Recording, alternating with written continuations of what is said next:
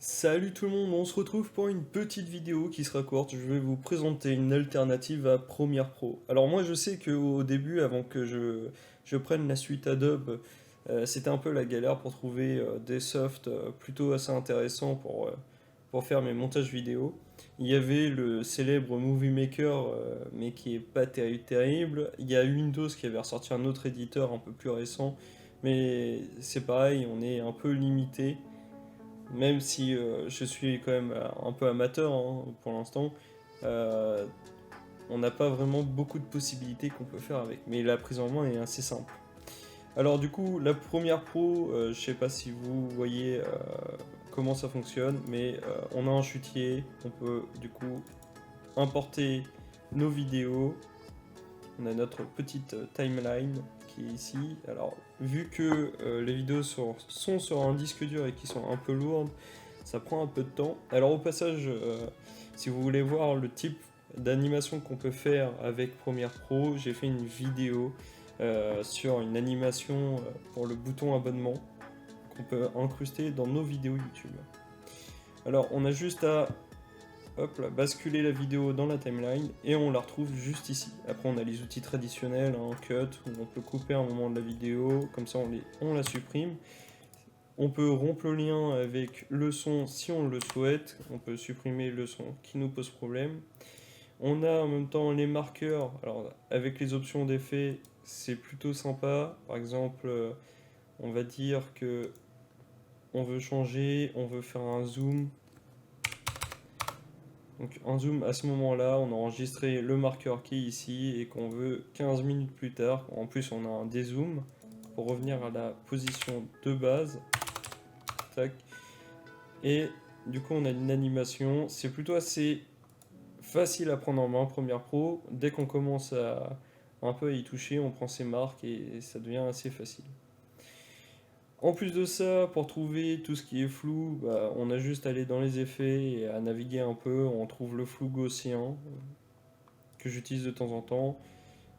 C'est un gros carré qu'on a juste à déplacer, choisir le pourcentage de flou et voilà. Et pareil, on peut utiliser des marqueurs, enfin des clés pour faire des effets, des petites animations pour que le flou vienne d'un coup, pour qu'il suive un texte qu'on veut pas qu'on voit, comme des adresses IP ou des trucs comme ça.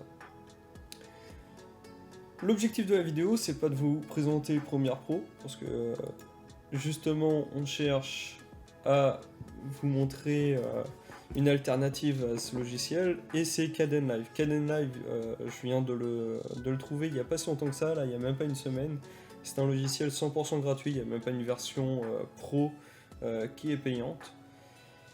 Là, je vous mettrai en même temps le lien du site officiel dans la description, de façon à ce que vous puissiez faire un petit tour par vous-même, et même voir le télécharger, hein, si ça peut vous aider, c'est le but de la vidéo.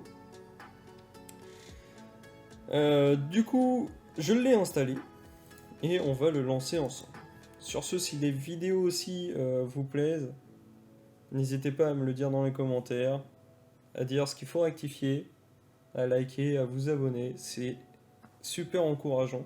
Ça me fait plaisir, là en ce moment je vois qu'il y a un peu plus de vues que d'habitude.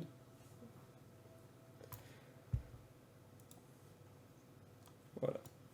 Alors du coup, Kdenlive, on a à peu près le même agencement par rapport à Premiere Pro. C'est plutôt assez simple aussi à prendre en main. Il y a quelques fonctionnalités que j'ai pas encore trop trouvées. On a les outils de base, c'est-à-dire l'outil sélection, l'outil pour couper les vidéos. On a aussi un outil pour espacer, pour rallonger, enfin pour glisser. Alors ça, je ne sais pas c'est quoi, je n'ai pas utilisé. Pour importer les vidéos, alors au niveau des effets, tout ce qui est source de projet, c'est dans le, comment dire, le même cadre. Voilà. Donc pour importer, c'est simple. On fait un double clic, on va charger du coup la vidéo qu'on veut. On a juste à la déplacer dans la timeline. Et voilà. Au niveau des zooms et tout ça, je sais pas trop encore comment ça se passe. Ça fait vraiment pas longtemps que je viens de télécharger ce logiciel. J'ai pas trop eu le temps de jeter un coup d'œil. Mais je voulais vraiment vous le présenter parce que c'est une alternative qui a l'air vraiment intéressante. On a quand même plein de possibilités, je le sais, c'est juste que à prendre en main c'est un peu plus compliqué que Premiere Pro, hein. C'est pas aussi intuitif, mais ça reste une bonne solution et une fois qu'on a trouvé un peu ses marques, je pense que ça peut aller assez vite à monter. Alors voilà, on retrouve les flous comme ce qu'on pourrait retrouver sur Premiere Pro. On peut en même temps retrouver, je crois la dernière fois avoir vu tout ce qui est zoom et tout ça. Transformer, voilà. Et je crois que c'était là-dedans. Zoom. On peut même transposer, c'est-à-dire rajouter une autre vidéo par-dessus. C'est un peu plus compliqué quand même que Premiere Pro. En Premiere Pro, on a juste à mettre une vidéo au-dessus et elle est déjà superposée. Après, c'est à vous de bien les incruster. Donc, j'espère que cette vidéo vous aura plu. C'est une vidéo assez courte, c'était l'objectif en plus de ça. Normalement, bientôt, je devrais vous présenter une vidéo sur le Corsair 5000X que j'ai acheté chez LDLC pour 70 € car il manquait juste une vis et que la vitre était un tout petit peu abîmée à un endroit. C'est un boîtier qui était neuf, hein. C'est le monteur, enfin c'est